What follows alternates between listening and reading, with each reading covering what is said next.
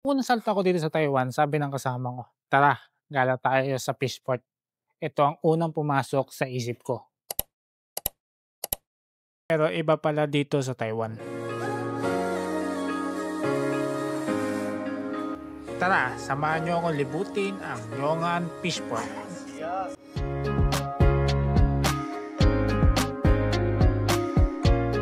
Mula sa company namin, kailangan kong bumiyahe ng 30 minutes para makarating sa Yong'an Fishport.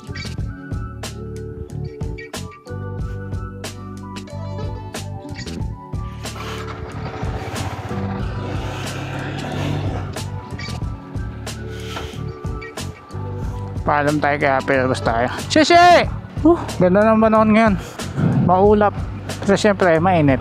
Ngayon, pupunta tayo ng Yong'an para mag sightseeing. Ngayon ay Sabado. Pahinga ngayon. Rest day ng mga OFW na katulad ko. So ngayon ay maglilibot tayo ngayon sa tabing dagat.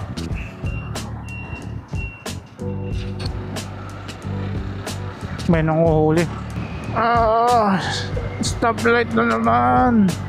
Ayun na yung Yong'an. Parating na rin tayo sa Yong'an. Go, go, go. Yong'an Fishport. Paratingan. A few moments later. So, pwede naman natin iwanan dito yung helmet natin. Iba naman dito sa may Taiwan. Kahit iwanan natin yung gamit dyan, okay lang. Hindi mo mawawala. Ngayon, papasok tayo sa market nila dito sa loob ng Yong'an para tingnan yung mga pagkain at mga isda sa loob. Pwede kayo dito magpaluto ng mga seafood na gusto nyong kainin.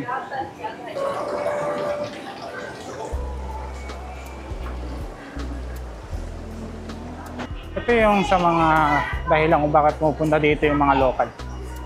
Nagbibiding ng isda. Isa to sa mga pinipilaan ng mga local Taiwanese dito sa Fishport.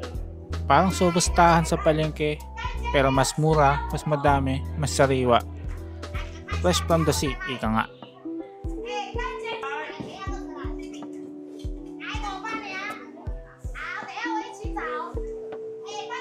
Marami kang pwedeng bilhin dito katulad ng palamig sa Pinas. Seafood, sushi, at marami pang iba.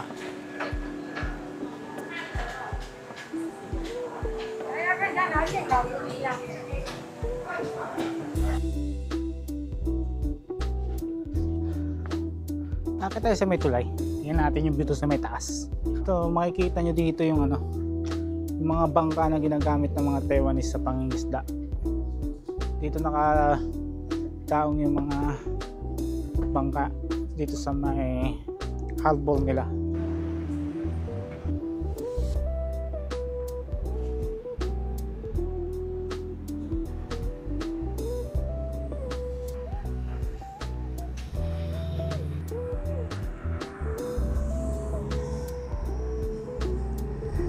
Ngayon pinapalalim nila yung fish harbor nila.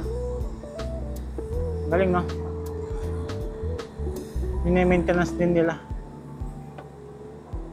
Diyan napupunta yung tax ng mga Taiwanese. Sa may kabila naman, makikita natin yung mismong dagat ng Yong'an Fishport. So dito rin meron din nagbuhukay. May excavator. Pero ito na yung mismo yung dagat nila. Ito na yung view. Ganda. Ay, nandito ako sa may tuktok ng tulay.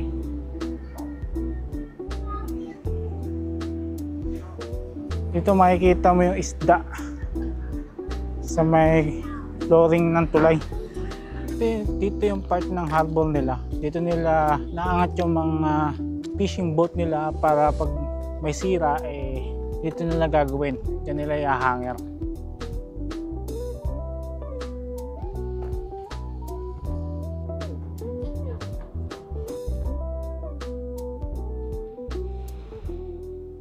Ngayon ay papasok tayo sa pavilion.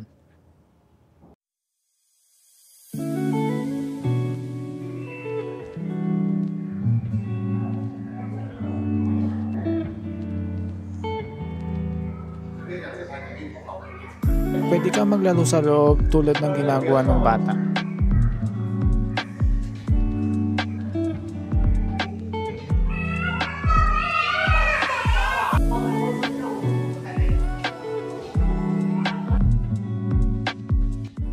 Dito mo makikita sa loob ng pabilyon yung mga sinaunang gamit at pamamaraan ng mga Taiwanese sa pangingisda.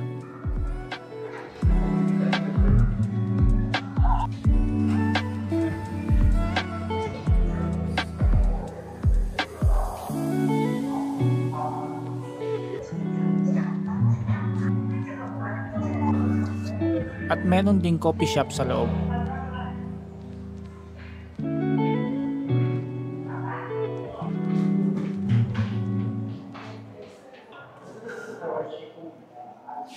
Bali, pumasok lang tayo doon para magpalamig. Merenda tayo, mansanas. At pagkatapos natin magmerenda, time na para enjoyin ang view. Your smile lit up like a sunrise glow. Touch so soft where the seasons flow. We met where the stars take their flight. Every moment with you feels just right. Whisper your name in the rush of the breeze. Love like an ocean rippling with ease. Heartbeats sink into this melody. You and I forever, wild and free.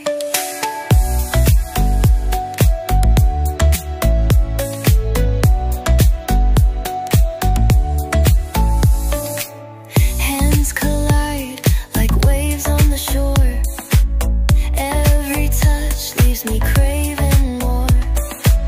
Eyes meet, worlds colors collide with you. Love's where I reside.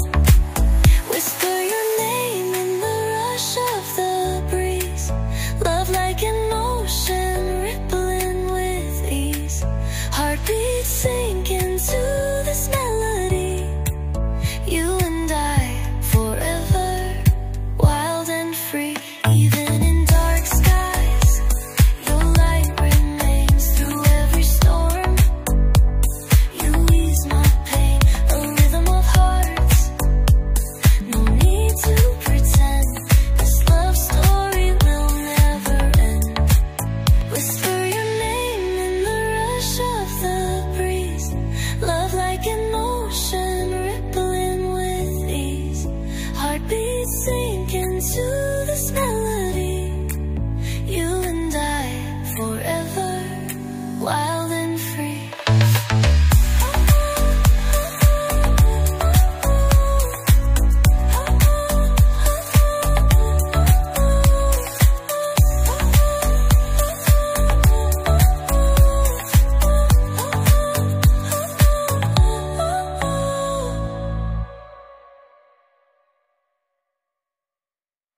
Mainit dito. Pag pupunta kayo dito sa Yongan, magdala kayo ng maraming tubig. Tsaka kung best time na pumunta dito siguro sunset. Maybe 3 to 5, sakto na yun. Hindi na siya masyadong mainit. Dito, pag tanghali sobrang init. So although pwede naman kayong magtambay dun sa may pavilion, sa may loob. Aircon naman yun. Pero mas maganda siguro kung sunset kayo pupunta dito. Hapon. Umaga or hapon.